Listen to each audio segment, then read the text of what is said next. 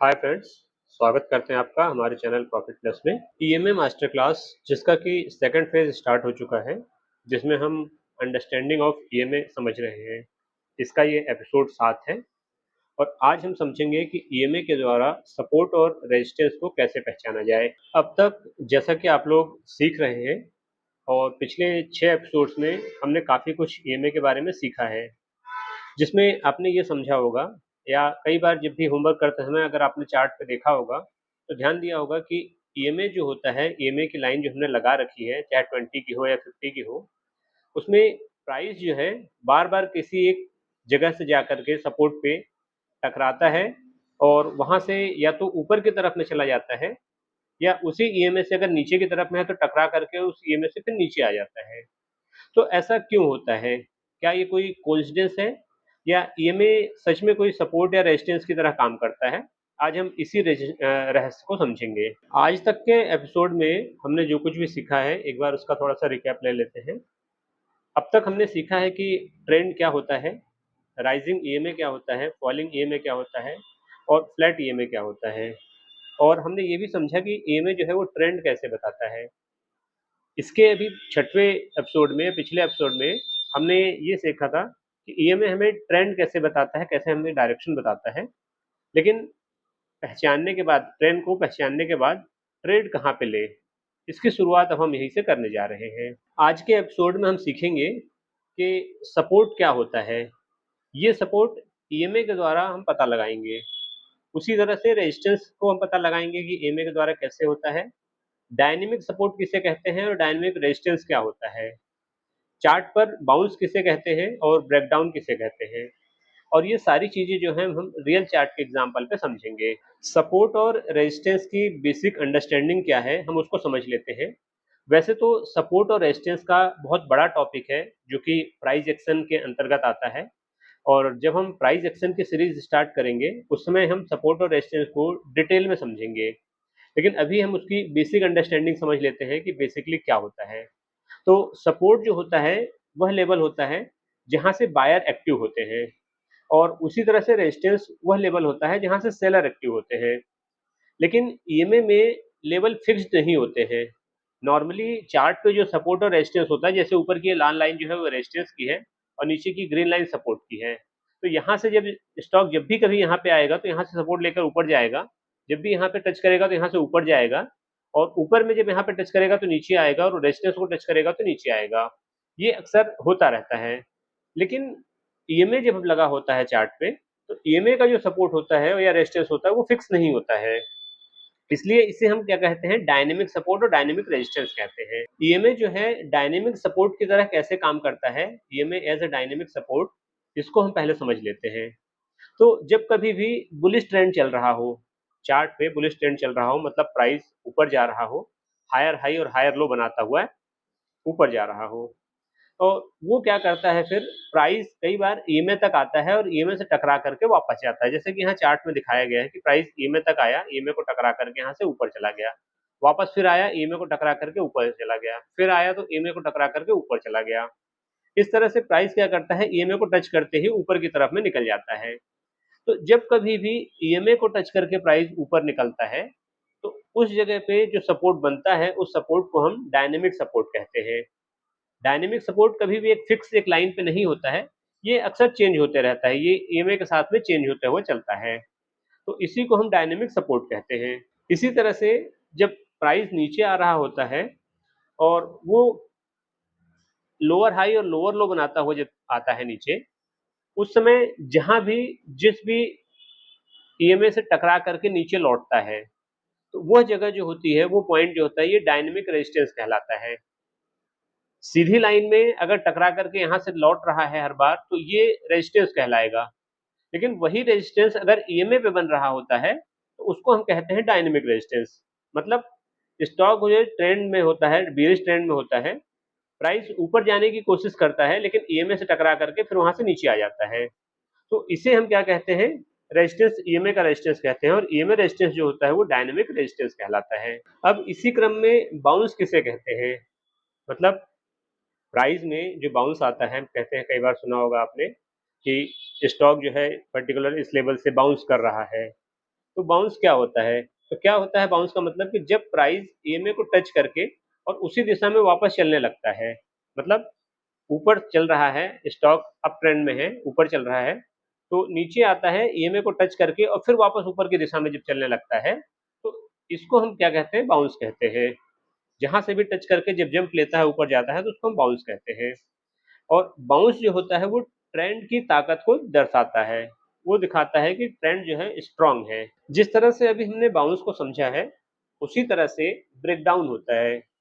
Bounce जो होता है अक्सर अप ट्रेंडिंग मार्केट में आप मिलता है हमको, और जब बियरिश मार्केट होता है, स्टॉक नीचे जा रहा होता है, चार्ट नीचे जा रहा होता है, तो उस समय क्या होता है कि जैसे प्राइस नीचे आ रहा है और ऊपर जाने की कोशिश में जब ईएमए से टकरा करके और फिर वहां से बाउंस नीचे की तरफ में आने लगता है, तो इसको हम ब्रेकडाउन कहते हैं। ब्रेकडाउन में क्या होता है कि प्राइस जो होता है ईएमए को रिस्पेक्ट करने के बजाय उसके नीचे चला आता है, और यहाँ पे क्या होता है, इसको हम ब्रेकडाउन कहते हैं। इस स्थिति में ट्रेंड जो होता है वो कमजोर पड़ जाता है, या ये कह सकते हैं कि ट्रेंड बदल जाता है, और इसी को हम कहते हैं ब्रेकडाउन। अब इसी को हम रियल मार्केट एग्जांपल में समझेंगे कि किस तरह से आपको यहाँ पे देखने को मिलेगा EMA support bounce, EMA resistance reaction और ईएमए ब्रेकडाउन। तीनों चीजों को हम चार्ट पे समझेंगे। देखिए, नीचे से स्टॉक इस तरह से नीचे से ऊपर की तरफ में गया, ईएमए के पास से यहाँ पे थोड़ी देर टाइम लगाया और उसके बाद फिर ईएमए से यहाँ पे बाउंस लिया, तो इसको कहते हैं ईएमए सपोर्ट बाउंस। ईएमए का सपोर्ट लेकर के और यहाँ से बाउंस हुआ, ऊपर की तरफ में गया, ये तो हो गया ईएमए सपोर्ट बाउंस। दूसरा एग्जांपल ये यहीं पे और दिख रहा है कि यहाँ पे आया, ईएमए से टच करके फिर यहाँ से चला गया, तो ये ईएमए को यहाँ पे इसने एज ए सपोर्ट लिया और यहाँ से बाउंस किया। दूसरा है ईएमए रेजिस्टेंस रिजेक्शन, मतलब ऊपर से नीचे की तरफ में आ गया, एक बार नीचे आने के बाद में ऊपर की तरफ में गया, यहाँ से एज ए रेजिस्टेंस काम किया, जैसे यहाँ पे सपोर्ट काम किया था वैसे यहाँ से रेजिस्टेंस काम किया और यहीं से मार्केट नीचे आ गया। तीसरी चीज है ईएमए ब्रेकडाउन।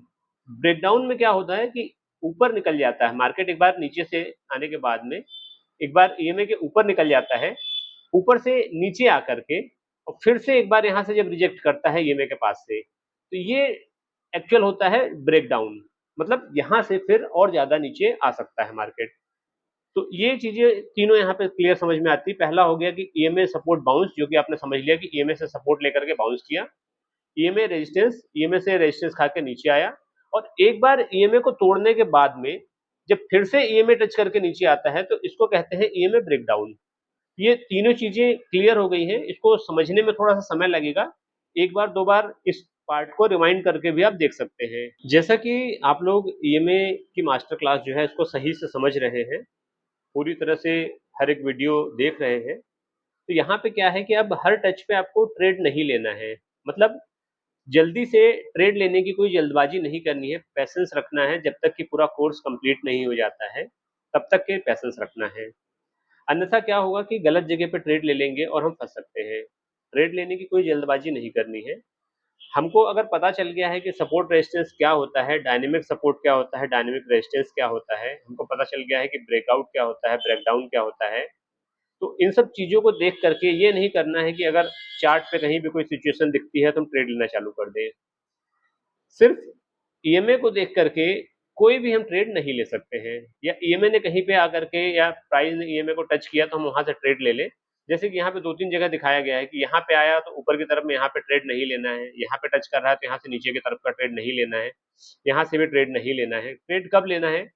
जब तक कि मार्केट ऊपर ना निकले ईएमए के और सही तरीके से कंफर्मेशन ना दे, तब तक के लिए हमको यहाँ पे कोई भी ट्रेड नहीं लेना है।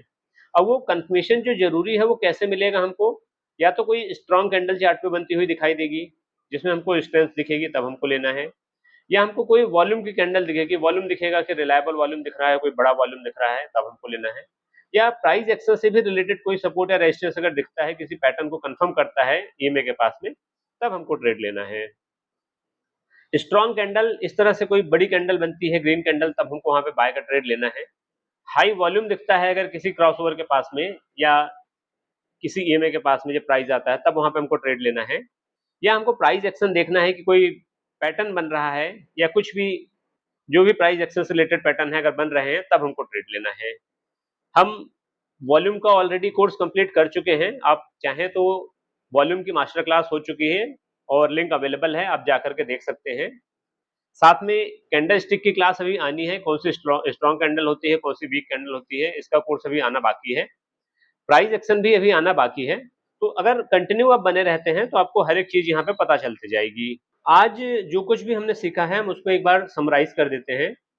आज हमने क्या-क्या सीखा है? सबसे पहले हमने आज ये सीखा है कि डायनेमिक सपोर्ट क्या होता है। सेकंड नंबर पे हमने ये समझा है कि डायनेमिक रेजिस्टेंस क्या होता है। थर्ड नंबर पे हमने ये समझा है कि बाउंस क्या होता है चार्ट पे। और फोर्थ नंबर पे हमने ये जाना है कि ब्रेकआउट क्या होता है। इन सारी चीज़ों को हमने रियल चार्ट के एग्जांपल पे भी समझा है।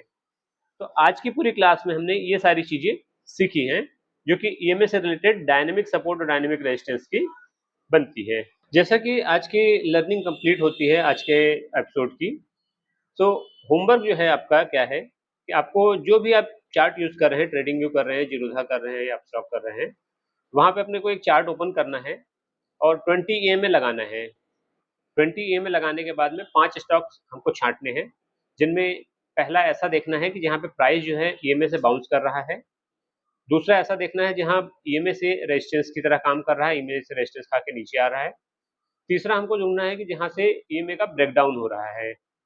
तो ये सारी चीज़ें हमको चार्ट पे देखनी है, उसका स्क्रीनशॉट लेकर के अपने पास में सेव रखना है आपको, अपनी डायरी में इन चीज़ों को नोट करना है। और आपको ये बताना है कि सबसे ज़्यादा आपको क्या चीज़ अच्छी लगी?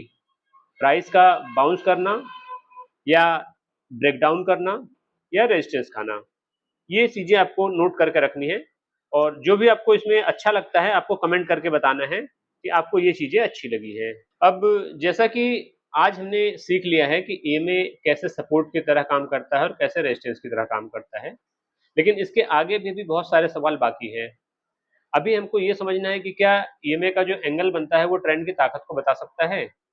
या ईएमए जो है अगर तेज़ी से ऊपर जा रहा है, तो उसका क्या मतलब बनता है? या ईएमए फ्लैट हो जा रहा है, तो उसका क्या मतलब बनता है? ये सारी चीज़ें हम इस सीरीज़ में पूरी सीखेंगे।